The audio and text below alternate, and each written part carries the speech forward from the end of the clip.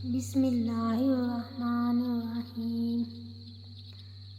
صحیح بخاری حدیث نمبر 5۔ رسول اللہ صلی اللہ علیہ وآلہ وسلم نزول قرآن کے وقت بہت سختی محسوس فرمایا کرتے تھے، اور اس کی علامتوں میں سے ایک یہ تھی کہ یاد کرنے کے لیے آپ اپنے ہونٹوں کو ہلاتے تھے۔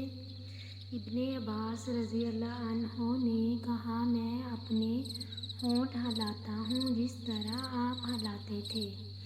سعید کہتے ہیں، میں بھی اپنے ہونٹ ہلاتا ہوں جس طرح ابن عباس رضی اللہ عنہ کو میں نے ہلاتے دیکھا، پھر انہوں نے اپنے ہونٹ ہلائے۔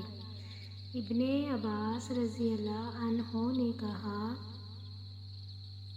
کہ یہ آیت اتری کہ اے محمد، قرآن کو جلد جلد یاد کرنے کے لیے اپنی زبان نہ ہلاؤ، اس کا جمع کر دینا اور پڑھا دینا ہمارا ذمہ ہے۔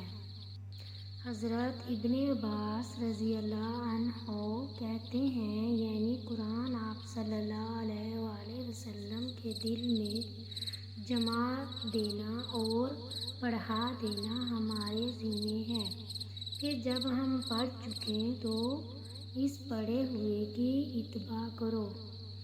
ابن عباس رضی اللہ عنہ فرماتے ہیں، اس کا مطلب یہ ہے کہ آپ اس کو خاموشی کے ساتھ سنتے رہو، اس کے بعد مطلب سمجھا دینا ہمارے ذمہ ہے۔ پھر یقیناً یہ ہماری ذمہ داری ہے کہ آپ اس کو پڑھو، یعنی اس کو محفوظ کر سکو۔ چنانچہ اس کے بعد جب آپ کے پاس حضرت جبرائیل علیہ السلام وحی لے کر آئے تو آپ توجہ سے سنتے، جب وہ چلے جاتے تو رسول اللہ صلی اللہ علیہ وآلہ وسلم اس وحی کو اسی طرح پڑھتے جس طرح حضرت جبرائیل علیہ السلام نے اسے پڑھا تھا۔